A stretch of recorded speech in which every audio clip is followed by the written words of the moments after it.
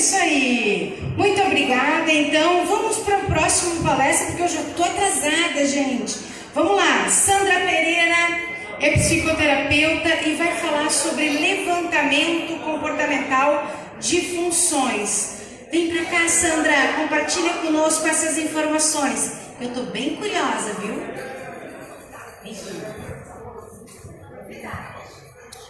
Gente, que maravilha poder vir depois da doutora Maris.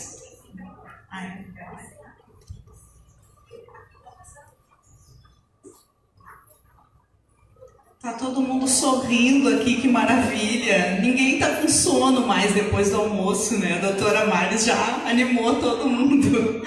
Que beleza. Gente, gratidão por vocês estarem aqui, por mais essa oportunidade de eu estar aqui falando para todos vocês. Eu estou sempre presente aqui nos encontros holísticos, né? Uma alegria muito grande. Normalmente eu falo sobre a psicoterapia reencarnacionista, né? Que como terapeuta holística, essa é a minha principal atuação.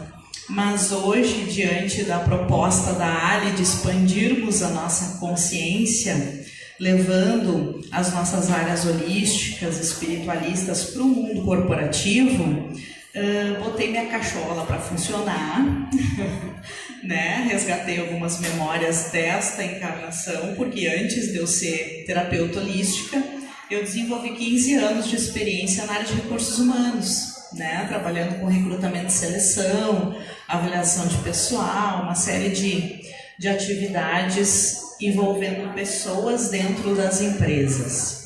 Puxa vida, e aí eu comecei a ter algumas eurecas, né? Realmente o mundo corporativo está precisando olhar para as pessoas, né? Como dizia a Kelly Freire ontem aqui para nós, eu não sei se vocês estavam aqui, mas ontem a Kelly Freire dizia que todo CNPJ é formado por vários CPFs, né? Então a gente precisa informar isso ao CNPJ, né? Que a gente precisa acolher os CPFs que existem dentro das suas estruturas de uma maneira global, né? A proposta desse evento, então, hoje é fazer este acolhimento de uma maneira global, não só do ponto de vista de desenvolvimento de pessoas, desenvolvimento de talentos, conhecimentos e aprofundamento de competência, porque isso recursos humanos já faz nas empresas, né? Mas ampliando o seu olhar e aí realmente expandindo a consciência no sentido de analisar, acolher o emocional e o espiritual dos CPFs que fazem parte desse CNPJ, né? Então, aí nos colocamos diante de um grande desafio, porque para levarmos essa amplitude de consciência espiritual e emocional para as empresas, precisaremos vencer vários paradigmas, né? Baixar várias barreiras de até mesmo preconceito, pode-se usar essa palavra, né?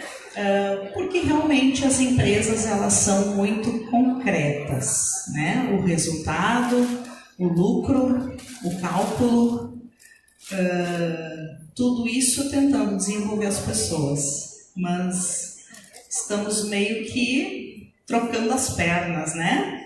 Em algumas empresas, esses CNPJs estão se atrapalhando, né? Não estão conseguindo cumprir com a sua missão.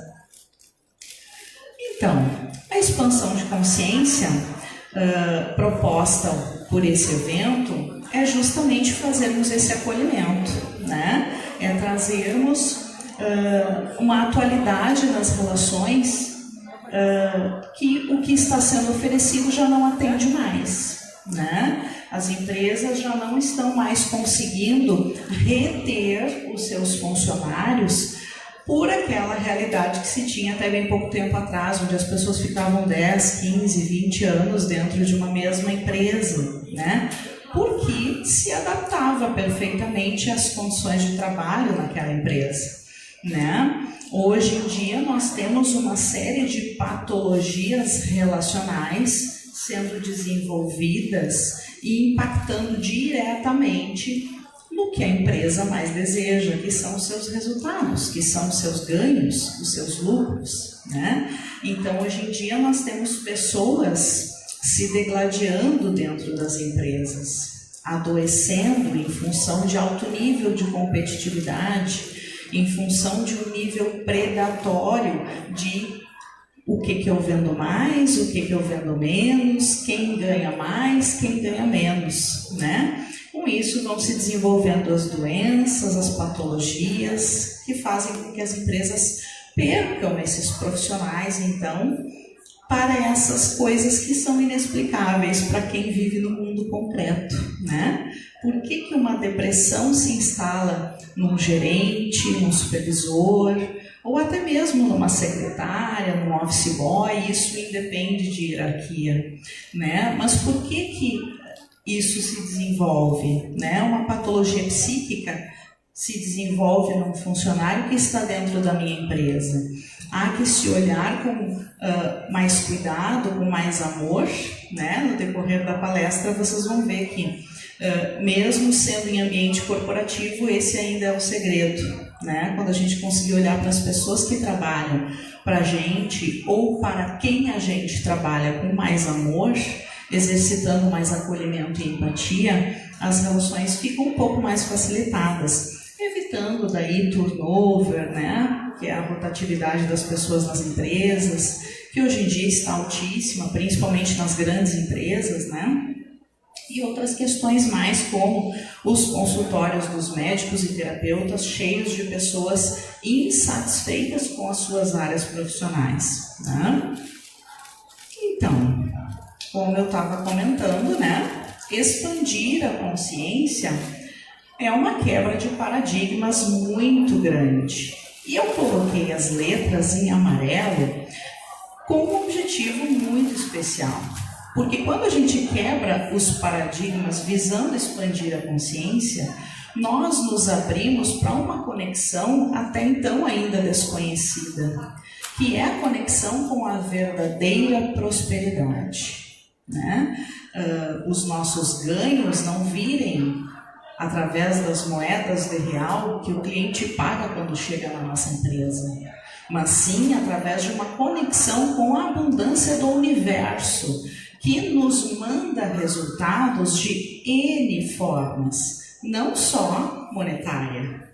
Aí que está o X da questão, né? A expansão de consciência, ela sai da 3D, que é só a moedinha lá do real, é só o númerozinho lá na conta bancária, né? Daquele extrato que a gente confere diariamente na internet. Não, a expansão de consciência, ela nos proporciona esta conexão com a abundância do universo. E aí eu chego à conclusão que muitas vezes eu não ganhei R$1, mas eu ganhei um elogio do meu cliente que vai continuar vindo na minha empresa por muito e muito tempo e me trazendo o resultado financeiro, sim. Vai indicar a minha empresa porque gosta de ser atendido aqui por pessoas felizes, né? Então as letras estão em amarelo por conta disso, né? Expandir a consciência é conectar com a verdadeira abundância do universo, né? Do universo onde estamos inseridos, que fazemos parte, somos seres co-criadores. Então, todos esses são objetivos, né, que a gente almeja com a expansão de consciência dentro do ambiente corporativo. Realmente estabelecer uma verdadeira conectividade entre as pessoas, onde muitas vezes, para desenvolver determinado trabalho, as pessoas não precisem nem se falar. Basta elas se olharem, porque uma já conhece a outra e sabe o que está pensando, sentindo e o que espera que o colega ali forneça para desenvolver aquele trabalho. Vocês conhecem algum lugar de trabalho que seja assim aqui no nosso mundo 3D? Puxa vida, cadê os sorrisos da... Eu acho que eu vou chamar a Maris de novo. Maris, eu acho que tu está precisando vir cantar de novo aqui para nós. O assunto tensionou, né? É mais difícil a gente ver um ambiente de trabalho assim, né? Mas existe. São poucos ainda, né? Estamos aqui para trabalhar por isso, para que isso aumente, mas ainda são poucos os locais assim, onde as pessoas formam uma verdadeira equipe, né? Umas trabalhando em conjunto com as outras, pelas outras, né? Então, não tem nada a ver com religião, isso é muito importante, né? É um dos principais paradigmas a serem quebrados, né? Vocês vão ver que eu vou trazer 3 ferramentas como sugestão para desenvolver esse trabalho, e uma delas se chama acordos espirituais. E aí, o meu paradigma interno, quando eu estava pensando nessa proposta, puxa vida, mas eu vou levar acordos espirituais para dentro de uma empresa, sei lá, uma Gerdau da vida, um Zafari, né? Os gestores vão achar meio estranho, mas nós precisamos quebrar este paradigma do simples nome, da nomenclatura das questões, né? Eu tiro por base, no meu primeiro ano de formada como psicoterapeuta reencarnacionista, que eu atendi um rapaz, testemunha de Jeová, veio fazer regressões, acesso a vidas passadas, espiritualidade, enfim. Foi um senhor de um teste para mim, porque eu tive que desenvolver todo o pacote de atendimento das regressões com aquele rapaz, sem poder tocar em alguns nomes, sem julgamentos, né, de nenhuma parte, mas dependendo do que eu falasse, eu virava o capeta na frente dele. Porque faz parte do sistema de crenças dele, de que quem lida com espiritualidade é do mal, né? Serve ao diabo, ao demônio, enfim, e tá tudo certo, não é nenhuma crítica, né? É apenas uma constatação. Dentro das possibilidades de compreensão daquele irmão, ele está entendendo dessa maneira, e a gente respeita e se adapta a essa necessidade. Então eu tive que atender aquele rapaz sem mencionar a palavra espírito, sem mencionar a palavra reencarnação, vidas passadas. Foi bastante desafiador, mas eu consegui atender ele. E algum tempo depois, né, durante o tratamento ele já foi melhorando bastante. Ele só aceitou vir para o tratamento porque ele tinha um problema de saúde bastante diferencial. Ele era um problema de pele, uma alergia que ele tinha. E algum tempo depois eu encontrei esse rapaz completamente curado, né? Foi uma satisfação bastante grande, e um grande aprendizado para ele, que continuava sendo testemunha de Jeová, mas aprendeu com aquela situação a respeitar. Ele não passou a aceitar, ok, é o processo dele, mas ele passou a respeitar a área espiritualista, né? E a abordagem espiritual. Foi muito lindo, um grande aprendizado. E eu usei este mesmo raciocínio para oferecer um atendimento holístico nas empresas. A gente não necessariamente precisa usar as nossas palavras, nós podemos adaptar as nossas palavras à realidade corporativa das empresas, né? Existem várias maneiras de nós comunicarmos as nossas verdades, o nosso trabalho, os resultados que nós conseguimos realizar com as ferramentas que neste caso aqui estão sendo propostas. Mas claro, são ferramentas que eu disponho, mas outros terapeutas holísticos podem colocar, englobar nesse trabalho várias outras ferramentas, né, e desenvolver o trabalho, porque o interessante aqui é justamente proporcionar para a empresa uma espiritualidade ampla, né? E espiritualidade não atende a crença nenhuma, não atende a nenhum tipo de preconceito. A espiritualidade ampla, ela proporciona justamente o acolhimento global às necessidades do ser, e isso inclui sim o espiritual, né? Inclui sim o emocional, o mental e o físico das pessoas. E cada vez mais a gente sabe que isso está se expandindo, né? Visa que estamos adentrando as empresas aqui por esse evento, né?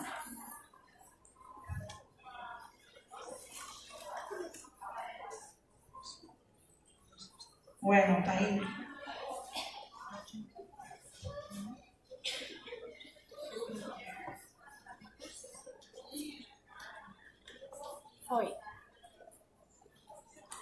Tá. Então, as 3 ferramentas, né, que eu vou conversar com vocês hoje é a grafologia e o enneagrama, que são 2 ferramentas que eu já trago comigo desde quando eu trabalhava na área de recursos humanos, né? São ferramentas que os recursos humanos, os setores, os profissionais que atuam com recursos humanos, eles trabalham até hoje com essas 2 ferramentas. E são ferramentas holísticas também, né? Porque elas têm um aprofundamento de alma bastante interessante, né? Bastante revelador, que as testagens tradicionais utilizadas pelos psicólogos não nos revelam, não nos trazem esses detalhes superados, né? E faz um alinhamento de cada indivíduo na empresa com os objetivos da empresa. Porque o interessante é que essas ferramentas tanto podem ser aplicadas nas pessoas quanto na própria empresa. Sim, existe a possibilidade de se fazer um enneagrama empresarial. Existe a possibilidade de se fazer um acordo espiritual em relação a uma determinada empresa. Podemos tirar por base, para nosso entendimento, a empresa Luz da Serra, né? Conhecida aqui gaúcha. Vocês imaginem o planejamento no mundo espiritual dessa empresa, né? Realmente eles devem ter muito bem delineado as ações de cada pessoa lá dentro. Vocês imaginem que coisa mais linda deve ser o processo seletivo para se entrar na Luz da Serra, né? Eles devem perguntar uma série de questões e analisar uma série de detalhes para verificar se o propósito daquela pessoa, daquele candidato, está alinhado com o da empresa. Porque não é pura e simplesmente um funcionário repetidor de funções para entrar numa empresa como essa. Precisa ser uma pessoa alinhada com aquele propósito de vida, né? E assim a gente pode estabelecer para qualquer empresa. O Luz da Serra aqui a gente aborda porque é o que se aproxima muito de nós, né? Eles são da área holística também, mas perfeitamente a gente pode aplicar isso numa empresa de área concreta, como uma Gerdau da vida, como um Zafari, enfim, né? Empresas que atuam em outras áreas. Então, grafologia holística, né? O enneagrama comportamental e os acordos espirituais. A grafologia holística, esse nome holístico fui eu que englobei, porque atuando com a grafologia, depois que eu me tornei terapeuta holística, eu consegui encontrar uma série de outras análises que é possível ser feitas, né? Que vão além do que a ciência, que a grafologia é uma ciência, né? Ela aborda, né, do seu ponto de vista científico catalogado, né? Então, recentemente, num trabalho em parceria com a Rose Ram, a gente conseguiu identificar até detalhes de vidas passadas, personalidade congênita, estabelecida ali naquele traço de letra, né, naquele traço de assinatura, né? Então isso é muito bonito, assim, é bastante profundo, né? Porque a gente consegue, na expressão da psique da pessoa através de um sinal gráfico da letra, identificar como ela está nesse momento, né? Porque tanto a grafologia quanto o enneagrama são ferramentas sazonais, né? Então a gente não pode ser taxativo. Tal pessoa é assim ou tal pessoa é assado em função do resultado da grafo ou do enneagrama. Não, a gente não pode fazer assim, porque são ferramentas sazonais, elas mostram como nós estamos agora, no momento, né? Se a gente for puxar pela memória, quantas vezes a gente já mudou a letra ao longo da nossa vida, né? Então não dá pra gente ser taxativo, a gente tem que analisar o momento em que a pessoa está e ver se aquilo se adequa aos objetivos de quem está chegando ou não, né? Possibilita então um direcionamento de perfil, né, de acordo com os objetivos delineados. Eu tenho utilizado muito a grafo ultimamente para estudantes que estão terminando o 2º grau e estão em dúvida, né, do curso da faculdade que vão escolher cursar, né, para se tornar um profissional.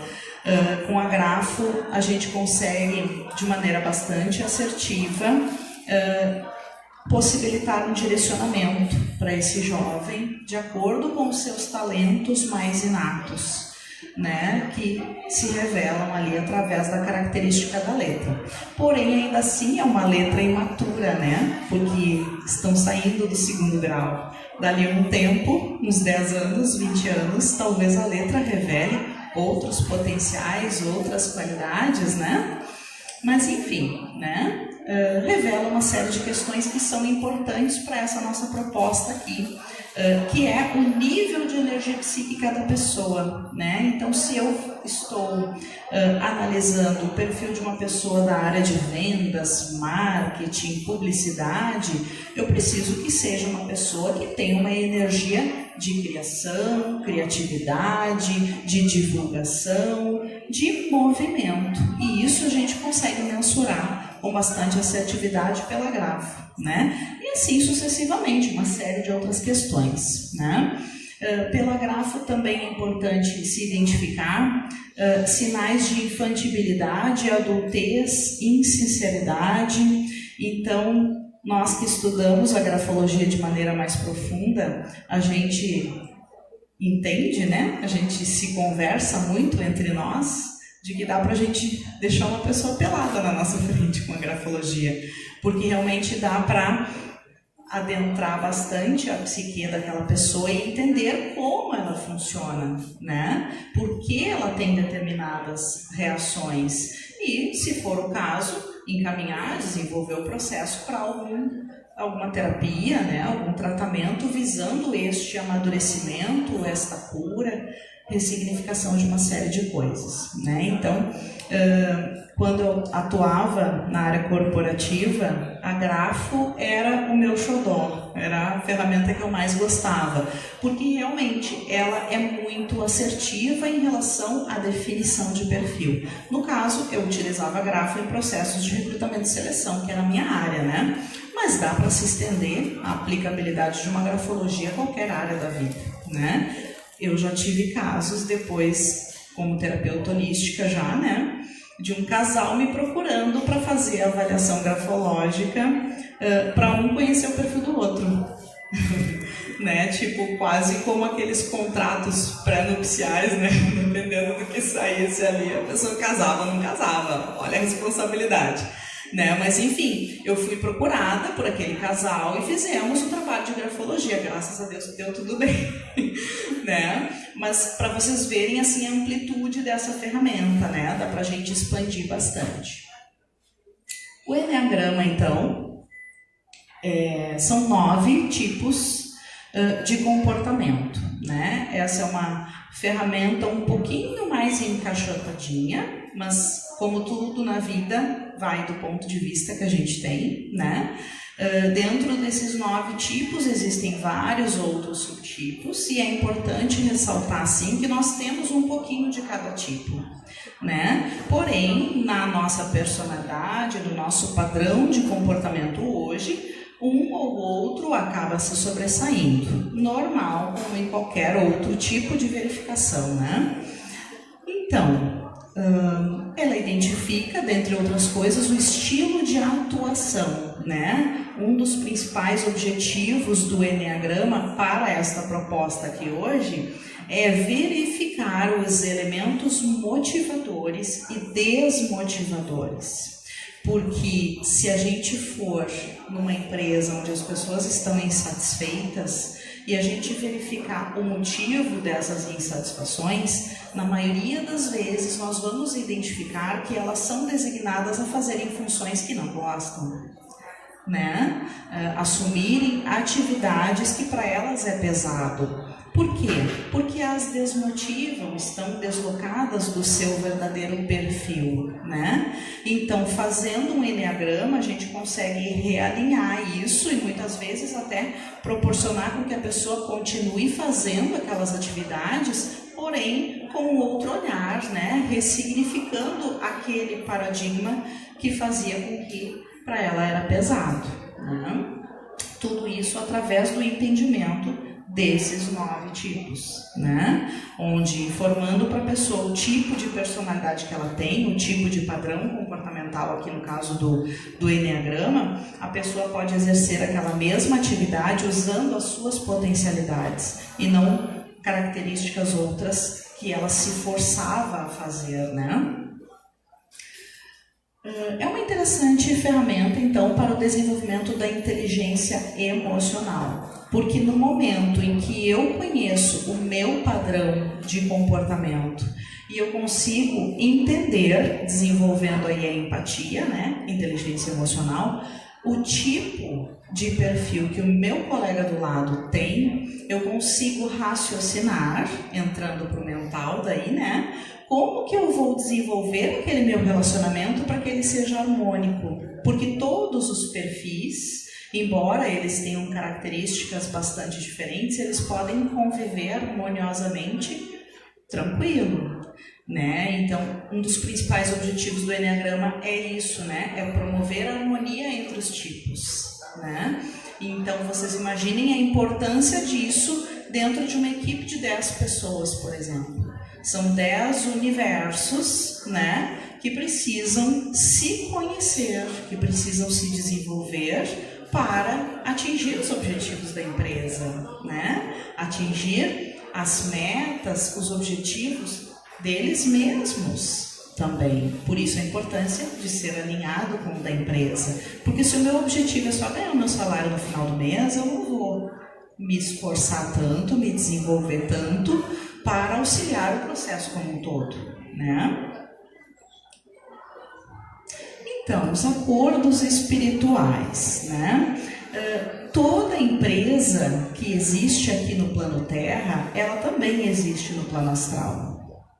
Desde a sua estrutura física, como a sua estrutura emocional, etérica, espiritual, tudo que existe aqui no 3D, existe no plano astral também, né? Então, isso nos indica que houve previamente uma combinação para que esta empresa existisse e para que aquelas pessoas estivessem reunidas naquele momento de suas vidas, buscando a sua subsistência de vida em conjunto, né?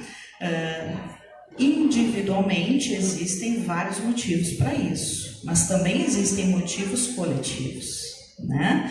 E através desta terapia dos acordos espirituais, porque é uma gama, né, de ferramentas que tem ali, a mais conhecida é o oráculo terapêutico dos acordos espirituais, que são essas cartas, né? Onde a gente faz um jogo com a pessoa e ali ela vai identificando o seu propósito de vida, os grupos de resgate ao qual ela pertence. Vocês imaginem a importância de pessoas que trabalham juntas saberem os seus grupos de resgate. Se são os mesmos ou se não são os mesmos, porque as duas possibilidades existem, né? E o fato de estarmos juntos numa empresa significa que um precisa ajudar o outro a vencer o seu grupo de resgate. E isso vai ser a justificativa pelo qual estão juntos. Ah, mas eu não gosto de tal colega, não estou gostando de trabalhar nessa empresa, não gosto de nada, vou-me embora. Muito que bem, a próxima empresa vai vir num contexto muito parecido. Porque é um acerto que não é feito aqui. É um acerto que é feito antes de nós virmos para cá, né? Nós já definimos, na grande maioria das vezes, a nossa profissão lá no mundo espiritual. A gente não define isso aqui, né? Quando eu converso com os jovens que vêm fazer a questão toda da identificação dos seus talentos, né, para decidir a faculdade, eu pontuo muito isso com eles, né? Lá no mundo espiritual tu já definiu, tu só não lembra, né? E esse processo todo que a gente faz é um auxílio para que isso venha à tona de novo. E exatamente a mesma coisa acontece nas empresas com a utilização dessa ferramenta. A gente traz à tona a memória da pessoa, o porquê que aquele agrupamento está junto, buscando o seu sustento em conjunto, né? E o que pode ser feito, daí entram as demais etapas, né, dessa ferramenta, que são os instrumentos divinos, as ajudas, né, que contém as mensagens, tudo que vem mais acompanhando essa ferramenta para o desenvolvimento e a ressignificação daquela equipe, né? É possível, sim, de se utilizar essa ferramenta para pessoas de maneira individual e também para empresas, né? E unindo as 3 ferramentas, a gente consegue, então, apresentar para a empresa um cronograma, né, uma metodologia de realinhamento do seu propósito de vida. Porque a grande maioria oferece questões a serem ressignificadas, trabalhadas, realinhadas, né? Então, tudo isso é oferecido dentro da metodologia. Aí, claro, que ampliam-se muito, para muito além dessas 3 simples ferramentas, as possibilidades de desenvolvimento. Aí a gente já entra realmente num planejamento estratégico de realinhamento para as empresas, né? Mas no primeiro momento, o levantamento comportamental de funções, e normalmente a gente começa isso pela... eu até ia botar uma piramidezinha aí, esqueci. A gente começa isso pelos donos, né, da empresa. Primeiro a gente avalia os gerentes, os diretores, a gente avalia se eles estão alinhados com o objetivo da sua própria empresa. E acreditem, surpresas acontecem. Readequações se apresentam como sendo necessárias, né? Então, normalmente os gestores nos buscam para desenvolver a sua equipe, para que a sua equipe trabalhe para ganhar dinheiro para ele. Mas, na verdade, muitas vezes é a própria diretoria que precisa ser trabalhada. É a própria diretoria que precisa ressignificar o seu olhar em relação às pessoas que trabalham com ele, para ele, né? E assim sucessivamente, né? Depois a gente vai aplicando esse levantamento, descendo então hierarquicamente a pirâmide, passando depois para os gestores, os supervisores, os operários, enfim, né? Cada característica de empresa daí. Então, eu trabalho no Espaço Renascimento, né? Que fica no bairro Passo da Areia, aqui em Porto Alegre. Estão todos convidados a visitar a página, que ficou um pouquinho apagadinho lá em cima. Mas enfim, no Facebook, Espaço Renascimento. Lá a gente compartilha sempre os cursos, né? As atividades que nós temos ali no espaço, convidando o pessoal a conhecer. Aqui tem uma agenda que é de dezembro, né? Já passou metade das coisas, mas a gente está atualizando constantemente. Para janeiro nós já vamos ter atividades. Aqui então, meu contato lá em cima, né? As outras terapias que eu também trabalho. Estou à disposição para dúvidas, mais informações. Eu estou atendendo no stand aqui no evento. Estou com algumas pílulas dessas ferramentas aí, né? Ali no stand a gente pode conversar com mais detalhes a respeito de como utilizar elas na vida de vocês. Então é isso. Gratidão pela atenção. Até então, estou à disposição.